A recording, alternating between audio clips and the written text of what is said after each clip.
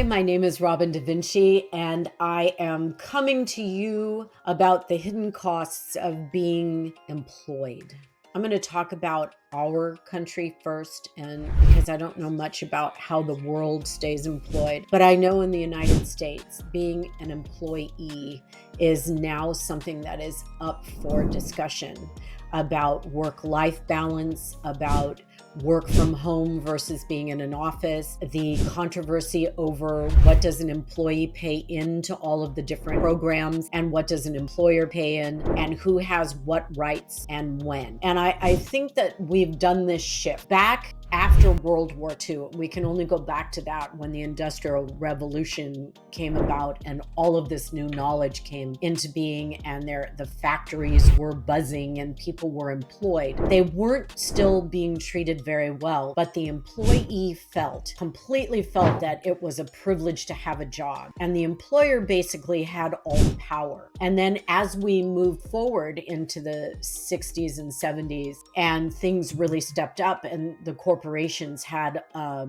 lot of employees, and there were big corporations like IBM and General Motors and General Electric, and there was a hierarchy of people that worked in those companies, and they were CEOs and CFOs and CMOs, and they got big bonuses, and the workers still got a salary and vacation time, and medical insurance just started coming in, where employers were providing medical insurance for their employees. And so there wasn't a balance yet, because the people in charge, the owners as they were called, had all the power. And it made sense, and people were trained to think that the hierarchy at a company were the ones in power, and we were basically lucky to get a job, or we were fortunate to have a job, or we didn't want to rock the boat with our job. Then came 80s, when we lost a lot of aerospace jobs and the middle class was being decimated, and people were looking at employment differently and feeling a little bit at risk. And in the 80s, in the mid 80s to the late 80s, is when employees started to feel at risk, that they were expendable. And so starting in the 90s, employees started looking at things a little differently. What is my salary? What are my benefits? What is my longevity here? What are my parameters where I can ask for things? Or how can I be promoted? How can I get better? What education do I need? It used to be that if you got a college education in the right field, you were pretty much guaranteed a job in the outside world. You could go get a good job, a starting salary, base pay, and you could rise up in the corporate ladder. And as the 90s and the early 2000s came, those started to change.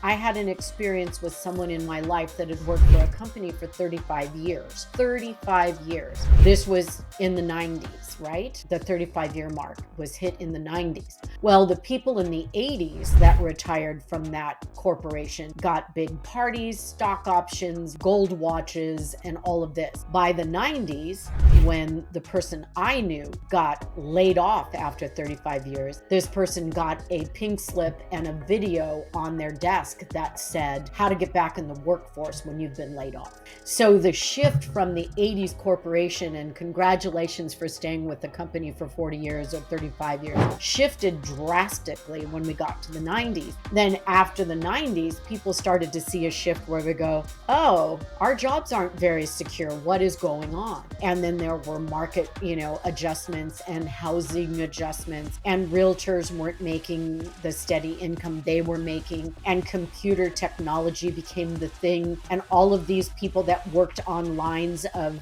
assembly lines for cars and even Mattel product were being laid off or shifted around or let go, or told, you need to go get new training because we don't need your job anymore. You're being replaced by a machine, and those kind of things. So hidden in an employment are all these different things. Is the job secure? Is there a possibility of a promotion? Is my job one that can be replaced by AI or a machine? Are there too many of my type of working person in the workforce now, so that I need to go get some sort of other training. What is coming out of my paycheck when I am working? Should I become a contractor? Should I work for myself? Should I start my own company? What does the community need from me? All of these things now are down to the individual deciding what kind of employment they can have. Are they a contractor? Are they going to work for a corporation? Does that corporation give them any security? And I'm here to tell you that I am so sorry that shift has happened so drastically. People used to be able to work for a company, Ma Bell, which is, I think AT&T, I think it was Pacific Bell. They used to be able to work for 40 years, get a really solid retirement, get a stock option, and be sent on their merry way and retire comfortably with that and their Social Security. And that's not happening anymore. So being employed is a much scarier place now. And people are beginning to question exactly, what does my employment offer me? Am I doing long commute? Am I doing the job of 3 people instead of just 1? Am I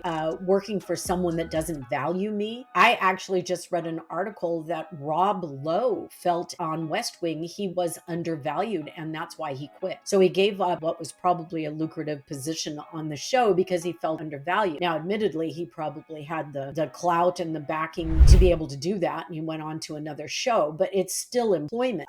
People now in the TV and movie industry, they have no security anymore. And you might say, well, who cares about an actor? Well, I do. I care about every working person on the planet, and that they get paid adequately for what they do, or paid fairly for what they do, and that they can have longevity, and they can have promotion, they can have retirement, they can have benefit, and that we don't just discard people and say, oh, I don't need you anymore, goodbye. We can't do that in this society without the society collapsing. So as an employee working for an employer, there are costs for the employer to have. And when things get tight, the employer looks at labor and says, you know what, the costs for labor are too high. I don't want unemployment. I don't want to pay in the payroll tax. I'm not going to provide medical insurance. I don't want to do any of this anymore. And they let you go. And then what are your plans? What's your backup? And these are the most important things I want to work with going forward. The hidden part of employment now, being an employee, is you don't have the security that was available 2 years ago. Some of you weren't even born when the people that had secure jobs were having that. You now face a whole different world of employment. There's a lot of hidden things in there. Your value of the company, how many of you are at the company doing the same work. You really need to analyze and step up your game. Add skills. Always, throughout your employment, add skills. People don't realize they need to do that. Add value. I remember one time I got hired. I'm a contractor. I have my own business. I got hired and I was a notary, and